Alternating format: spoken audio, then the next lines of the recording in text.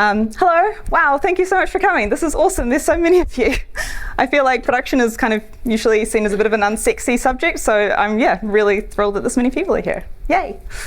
But yes, a little bit about me. I am a producer, 3D artist, sometimes baby designer, and I've kind of dabbled in lots of different areas of game development across a variety of platforms.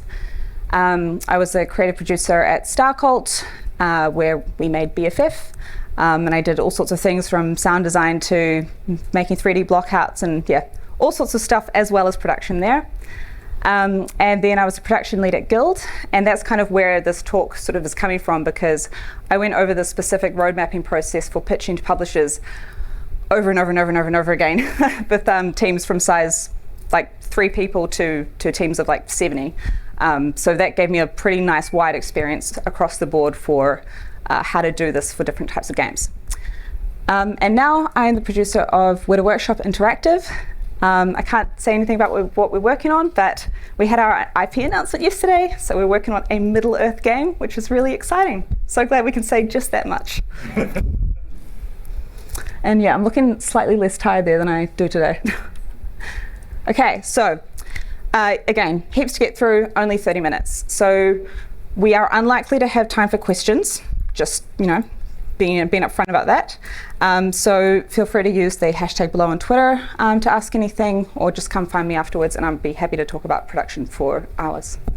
So we're going to be looking at what a road mapping session looks like, which is kind of the whole purpose of this talk, who should be present and how to facilitate, how we define large bodies of work, and we're going to try and stay away from like specific agile language like epics, themes and components, and then early resource mapping and dependencies planning, so how everything is going to fit in together, what metrics we should base contingencies on, and those percentages and how we do that, what tools to use when road mapping, digital and physical, and how to adapt this technique for both remote and in-person teams. So let's get going. So just quickly, I want to talk about what I'm defining as a roadmap. A roadmap is directional, it's strategic, and it's broad. We are, again, defining those large bodies of work, and it should be flexible because things are likely to change as you go through production. So you sort of want to think about it as an ever-changing puzzle that you're going to be continually moving things around. But hopefully, if you do it right, things will stay at least relatively the same. A roadmap is not day-to-day, super in-depth. So you don't need to go into detail about what everyone's going to be doing at any point in the week and all that kind of stuff. And it's not individual focused. The only exception to this would be if you are working in a team of potentially sort of like 5 and under, in which case you've probably got like 1 person per role. So instead of saying this is for the art team, you'd be saying this is for Jane. And it is not 100% accurate or set in stone. Things happen, you have to be flexible. So why I'm talking about roadmaps is because I was doing it really wrong. I did it really, really, really wrong quite a few times. And so that's kind of why I am quite passionate about it now. I was basically a kid home alone, although I wasn't as successful as Kevin. I still do mess up things occasionally, and I'll often catch myself doing stuff that I would never recommend anyone else to do. But my biggest mistakes were road mapping in isolation, so trying to take it on board myself and save everyone's time, but actually wasting more time because there's so much stuff I didn't know. I was having one-on-ones with team members to figure out how long a specific feature would take, and then trying to move on to other areas, meaning that I wasn't really gathering information about where all those connections and touch points were. I was also going much too in-depth, so I was trying to break it down to the day, which is just not a good idea for agile project management. And I was getting really stuck on things staying exactly the same. To some extent, I still do, but that's a work in progress for all of us. So how we got to this method. Many redacted spreadsheets later, which I would love to show you because they look like hellscapes, and I do love a good spreadsheet. And Scrum and Agile courses. I really, really recommend any game producers to take this on board and learn a bit about project management if they haven't already. Producers are project managers, and it's a whole ass discipline that I feel like we as an industry need to take seriously. And then lots of iterations on this process. Like I said, I did this process over and over again across lots of different games, across lots of different platforms with really like very, very varied team sizes. So I've had a lot of time to sort of finesse it. And lastly, and probably most importantly, veteran mentoring. I did an amazing course run by a program called Elevator, I think, with a AAA producer, Andy Johnson, who has literally been doing production in games since I was born, the year I was born. And it was just really, really helpful to be able to, like, you know, get a really long, tried and true method in front of me and then adapt that for the kind of stuff that I've been doing. So these are my assumptions if you're here, or for this talk in general. I'm assuming that you are already planning or using agile methodologies. We are focusing on a really specific part of game development production here, so this is kind of what this is just a small portion. I'm assuming that that iterative project management does make sense for your project and that you are not working in waterfall or predictive. That you're working with a team, not solo, although you can use a lot of methods here to make a solo roadmap too, and that you're at the beginning of your project. Obviously, you can continually use these techniques throughout development, but it's much more helpful if you've done this at the beginning. Terms I'm using, super briefly, I'm breaking things up into sort of pre-production, production, and finishing or certification, depending on platforms. This can look really different depending on your platform, the type of game you're making. So for ease of access, basically, I'm saying pre-production is when you're prototyping, testing, you're throwing away. You're trying to get your core loop finished. You're trying to answer as many questions as possible. It's very agile. By very agile, I mean you are really analysing at the end of every 2 weeks as to whether something worked. And you're probably making this with your skeleton crew, so your core team of people who are going to be the leads or going to be the heads of each department in your game. Production is, building real game proper. We're starting to make real assets now. We are building the actual game. This is when a lot of your production milestones will come in, and you'll probably have your vertical slice potentially. That can also be in pre-prod. Your pre-alphas, your alphas, and your betas. At the end of production, you're also likely to be having your feature content locks and your content locks. And this will be the full team, so everyone will be on board. And then finishing, which I would say you want at least 3 months for, 2 to 3 months, is just bug triage, it's platform submissions, it's ratings, it's lot check, certification, all that good stuff. And your notable milestones are release, candidate, and gold. And you might have a scaled down team depending on the type of triaging that you need to do. So, setting up the road mapping session. It is dangerous to go alone. It's embarrassing, it's a quote from a game I haven't played, but seriously, do not do this exercise alone. This is not a solo activity. You need a core team there. You need at least one representative of every main area that of discipline that your game is going to have. Again, why are we doing this? We want to work together with our core team to define the large body of work. We need to define our requirements. We want to create a shared understanding of scope, because you'll be really surprised as to how much that understanding can vary between two members, even though they think they're talking about the same thing. And create a rough plan for how long your project is going to take. You will need post-its and you will need patience. So, take this. I am assuming that if you're at this part that you do have a game vision. I'm assuming that everyone's coming to the table with a game vision already.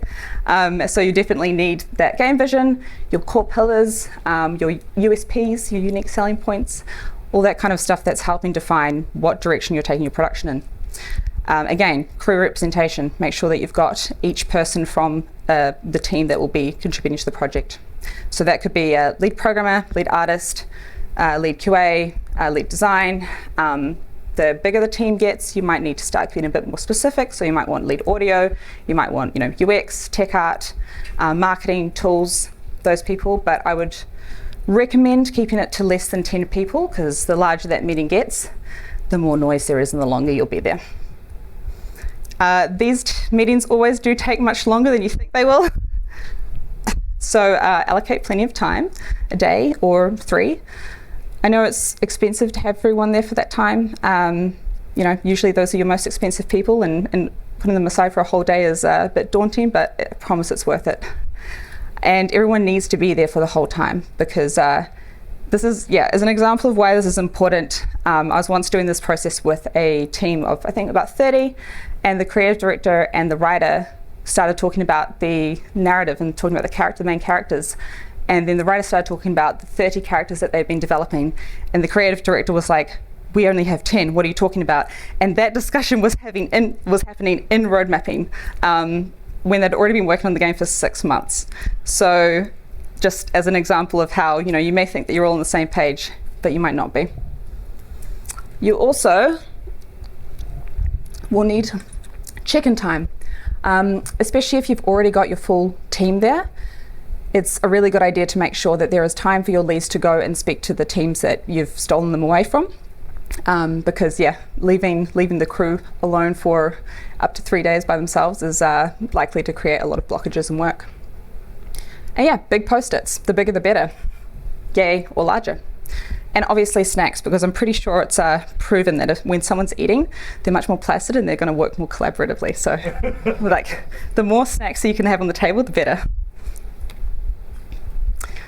This is a long process, I'm really sorry. No one likes long meetings, and this is like the mammoth of all long meetings. So the first thing that we're going to do is we're going to gather our project requirements. And the reason that we need to be careful about that is because you can often get that problem if you start piling things in without thinking about your play base. So a project is a temporary endeavor with a beginning and an end, and it must be used to create a unique product, service, or result. This is from Pinbock. Here's the thing, many games in development don't end up being temporary endeavors. They end up being endless, unfinished iterations for years, sometimes decades. And we're road mapping to avoid that happening. We want to stay away from the forever issue by having really defined end results and project requirements. And just like any other project and any other kind of project management, games have requirements. They have user requirements, stakeholder requirements, dev team requirements, and you'll only know what they are if you gather them properly. So, first step, getting features on post-it notes. This is when you let your team run wild with huge post-it notes and let them scroll things on them. We are using the team features here as a very generalized language. This is just to avoid getting into the weeds of, is this an epic? Is this a component? Is this a theme? Right now, we're just trying to define large bodies of work. We are not trying to set up a really, really careful, agile structure.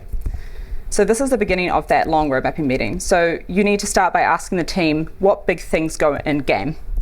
You might want to give them some examples to help get them started. So for instance, instead of being like a run cycle animation, a walk cycle animation, a this, you might just have locomotion animations, that kind of size.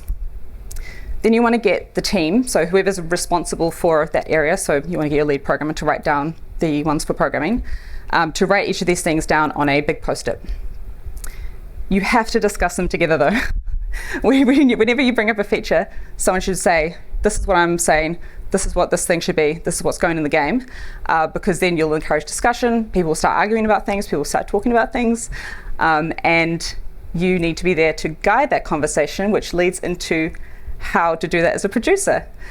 You want to facilitate this conversation in a really positive way. You are the note taker, you are the encouragement when discussions get difficult and people get a bit despondent, because that does happen. You need to be the nosy one when anything worrying gets mentioned. Any producers in the room will know exactly what I'm talking about when you're like, wait a minute, I smell smoke. What did you just say? Tell me, explain that further. And you also need to be sort of like a gentle inquisitor to pull apart exactly what someone means when they sort of give an overarching title, because sometimes it can be much more in depth than you think. You need to understand what's going in the game as a producer, and sometimes that can be difficult because you're not the expert across everyone's discipline, but everyone should be able to explain the whole thing like you're five. So you should always be able to have a very good understanding of the overarching features that are going in your game.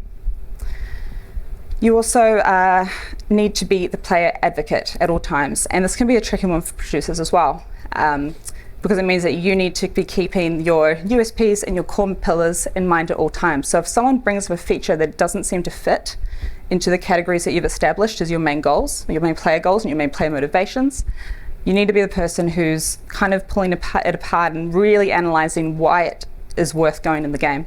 Otherwise, you might just be wasting time developing stuff that no one wants. In-person versus remote. Road mapping is actually, thankfully, one of the easier processes to do remotely. You just use a digital whiteboard like Miro or something. And instead of a blank wall, you actually just have a ever-expanding blank page, so it's actually pretty handy. All users do need the ability to move post-its around, write comments, draw connections, all that kind of stuff. And I would recommend cameras on because reading body language in these kinds of meetings where there is a lot of back and forth is quite important. I really wish I could show you my own wall of hell, or the latest one that we did at Weta, the latest wall of hell, which spanned like I think 2.5 walls with complete post-it notes. But I couldn't figure out a way to do that without it just looking like a big blur of color, so I'm not showing you that one today. So the next step is sort of sizing your features. So you should have all of the things that you think are going to be in your game written up. And now we need to decide what size each thing be. I understand that by this stage you're probably looking at a huge list of things and going, this is kind of intimidating, what are we doing? So sizing will really help things feel a bit more manageable. So you want to define the feature size, so how long it's going to take to make it, and the owner. Hopefully. You want to sort of define the owner in order to sort of give you a little bit more context as to how long it would take for that resource or that person to build said thing. You need to consider complexity, so how challenging something is to build. Numbers and scope, so for instance, if we're talking about locomotion animations, you might want to go, okay, how many run cycles per this character? And team experience, so, you know, for instance, has your team ever made proc-gen level generation before? Overlaps. How many systems does this one touch? Because you can bet your bottom dollar that they will introduce 10 times more bugs. The more they touch, the more spicy things are going to get, and the more time you'll want to allocate. And then tech. So the most obvious one here is, you know, has our team ever worked in this engine before? Or are our artists familiar with the programs that we're going to use? This is all really good stuff to consider whilst you are sizing these up. This is how I assess feature size. Just easy t-shirts. I also kind of made myself a little bit unpopular by saying that I don't want to hear anyone mention the word string in a road mapping meeting. As soon as someone says, well, how long is a piece of string? No. People are there because they're the experts and they need to be able to give a rough estimate. If they need to take some time, think about it and come back, that's totally fine, but we need to have something to start working off. We can't just say, well, it could be half a year, it could be a month. We need to figure out what we're building and be like, okay, a good guess is about here. And yeah, some people will break these down as small as like small bean a day. I prefer not to, because I feel like if you keep small as 1 week, you're likelier to get people thinking in a sort of more bigger picture, which is exactly what we want to be doing. So each post-it's going to kind of look like this, and hopefully a name in there too. And now it's time to start getting them on the wall. So I kind of make preferably you kind of want to make a wall backlog to get everything up on the wall so that everyone can actually see what's there without sort of being spread out over a table. Same process in Mara, just chuck it all on one side, higgledy-piggledy, don't need to order it, it's fine. You want to then break a different part of that wall into months or quarters, depending on how long your project is and what makes sense, so that you have something to start moving things towards. And you want to start asking the team to put up those post-its and encourage discussions in this part. Because here's where we're also going to start thinking about priority once we start to move them over to the calendar wall. And not everything is a high priority. This is something you'll find that everyone's like, oh, this absolutely must be done at the beginning. There's no like, this has to be the first thing that we make, but not everything gets to go there. So have discussions around that. So next up, we're structuring our features. How make pieces fit? This is Tetris time, basically. So at this stage, we're moving the post-its over into the calendary wall. And we really need to consider, when we're starting to move these pieces, quite a few things actually. This is sort of like the most tricky part to do. So you need to consider your core loop, because obviously you want to have that as a priority to test it first. Make sure that you're actually building the fun toy, as well as the overarching progression, etc. You want to consider complexity, because any sort of like big, complex or tricky systems that might take quite a while, or things that other things rely on need to be weighted at the beginning. Blockers of dependencies. Again, so character animations is blocked by character model and character rigging. And requirements. So for instance, art and design need a cinematic tool from programming before they can build cinematics. So you can't schedule cinematics before cinematics tool. You want to also make sure that you leave at least 3 months for finishing time. Again, varies per platform, but yeah, you've got to protect your finishing time. You will find that you absolutely blitz through it no matter what happens. Especially if you are porting to multiple platforms or dealing with multiple languages or QAs in different territories, this is likely to go up even potentially to a year. And it's also important to remember any milestones or milestone agreements that you may have had, of course. If you have agreements for certain times that your vertical slice needs to come out, you need to start weighting things that are more important for that early on. Again, order of operations. We're trying to get this effect. So this is like a really nice, polite version of what the latest one looked like. It didn't look like that. It was huge and sprawling. But basically you're trying to get this kind of like digital effect, but roughly with post-it notes. You will start seeing major resourcing issues here early, which is kind of the point of this whole thing. And so now we have resource mapping. So who is going to make all of these things? There is 2 ways this could go, depending on your situation. Either you're building a team based on a project that you want to make, or you are looking at your project resources based on an existing team that you're trying to fit into the game that you're making.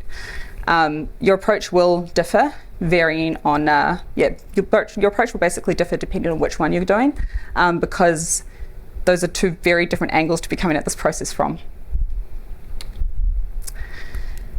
Half of this is going to be difficult if you're building the team from scratch, I will admit, but use your experience in the past as best you can, or the experience of the core members that you are building this with. This will sort of help you give those estimates for the level of skill required for certain features. So, considering experience, if you don't have teams or individuals present that you're sort of thinking of, assign to a skill level and a discipline, so potentially like, senior tools engineer. Speed, again, it's a lot easier if you know the people and you know the team, but knowing your velocity really helps when you're going through this process. Reliability, how likely are these people to be present the whole time, or maybe they're the kind of person who takes off for 6 months every year to spend time in the other side of the world with their family, and they're going to be remote during that time. It's going to be a bit awkward. Consider all of this stuff when you are starting to do your resource mapping. And past estimations, again, much more helpful if you actually know who you're working with. But if you have a team or a person who consistently lowballs or highballs, that would be nice, but consistently lowballs how long it's going to take to get something done, it's really helpful if you know how much they lowball by generally. And if they do that and they're usually off, just prod a little bit, ask a few more questions, see if you can get them to bring it up rather than you just changing it after the fact, because that can be a bit cheeky. Wait, did we cover everything? Yeah. Oh yeah, and again, for larger studios, features will probably go to a whole team, so check out pod 2. And a smaller team, features are probably going to go to a person, and their name is Janet. So by this point, each post-it needs a feature name, a size, a priority, and an owner. As a producer, you're going to need to note separately to those post-its, because there's only so much space on a post-it, no matter how big it is. Complexities, any reasons for priority that aren't immediately obvious, because you will forget, and then you'll wonder why it's there, and then you'll move it away, and then you'll regret it later. And then any connections, touch points, or overlaps. Any other features that this kind of feeds into, you want to have noted down in a separate area that isn't, visually interrupting you when you're kind of looking at the process. So keep all those notes for yourself. It's kind of how it should look by now. So there's a couple of different versions I've got up here. I've got the small team version, so main character model, extra large for Samantha, and it's a high priority. For a larger team, main character model, large, art, high priority. Now, Sometimes you will have more than 2 teams working on one feature, which, that happens. We're in game development. There's a couple of ways you can split it up. You can either keep the one post-it note if there's not that much involvement from the other team, or you can split it up into 2 post-its. So you could have main character model L for art and high, and then you could have another one, main character model S for programming for integration, or you can just keep it on the same one if it's not going to cause too much friction. If it's not if it's not too much of a thing, I would just keep it in the same space to keep everything tidy. Resource mapping without bias. So this is something I'm actually quite passionate about. The first one, this is a personal preference, but as a project manager and a producer, I firmly believe that it is a lead's job to know where to assign work to. This is specifically for larger teams, I should say. When I mean larger, I mean probably 10, 15 plus. I do not assign work to individuals unless it's obvious or they're the only person that can do that thing. Because I need to make sure that we have the correct amount of work for the resources and the skill level we have. But if I start assigning to people on the team, I'm probably going to assign stuff that I know that they can do, that they're comfortable with, and this could really frustrate and block anyone's personal growth. I make suggestions to the lead or the manager based on their past experience, or who I notice that they work really well with, and then I will let the lead decide, because the lead knows who should work on what best. There is no way that I would know that better than a lead. And then I get to learn a bit more about a team member that I didn't know. And the bust factor goes down if the lead is ever away. So yeah, this is a win-win. I strongly recommend that as a producer, if you're on a large team, try not to assign to individuals. This is kind of how I manage it. I copy-pasted this from the actual one that I have, but I've mixed up a few things and a few titles to make it a little bit different. This is how I keep track of names and resources, so that once I put once I give features to resources, they are just a skill level and a discipline rather than a person. And that means that we can shift those around depending on who's available, who wants to start learning a particular thing, and who should be engaging with specific areas. And we've got at work, we call people porgs, and that someone cute made that up, and it's kind of invaded my planning language now. I don't know, it just lives there like that. And then lastly, we're going to review. We are going to look over our feature list very carefully, make sure we haven't missed anything. You will definitely miss some things, so just people will come back to it and add stuff later. Start thinking about where those milestones would fit and start blocking them out. And do all of our wants and feature needs fit in the allocated time frame? Because if they don't, we need to go back to the drawing board. But yay, glad we found that out now rather than 5 months into production. That would be expensive. And I really recommend sleeping on it and coming back to it for this, because people are usually really tired by the end of the day of road mapping meetings. It's exhausting. It's a gauntlet. Digitize kind of would look like that, or like that. I prefer using Smartsheet to kind of sketch out areas. It's a lot easier to move things around. Whereas if you're in Jira, you have to actually type everything in properly, and that can take some time. And you also may need to assign things to people, which could, prematurely freak people out. But you can use whatever tool makes sense. Excel's fine. Asana has a nice road mapping tool. Just whatever is easy for you to squidge around. And just a note on iteration times as well. If you book out a month for your feature, know that this part is going to be iteration. So you're not going to be developing the perfect feature from start unless you are some kind of superhuman. So those sections on the outside, that's actually the time that you have to build the thing. So bear that in mind when you are sizing things out. And contingency, really quickly. Okay, it's 2 o'clock, let's go. General ballpark, I would add 30%. And features with extra unknowns, risks, or tech inexperience, I would double it. You want to keep contingency and your actual estimated time separate though, because people will always work to the deadline. No matter what you do, people are going to keep working until the deadline, or the work will expand to fit the time allocated. So I like to have the estimated time, and then below that I add a schedule variance or a finishing variance, and then I can rely on having that if I need it, but it's not available to the rest of the team. Crap, there's a lot of my team here. Damn it. And yeah, lastly, I believe in you. You got this. I'll put these slides up so that there's sort of like a careful breakdown somewhere, because I know that this was really fast. And thank you very much. I appreciate you all being here. I hope that this was helpful.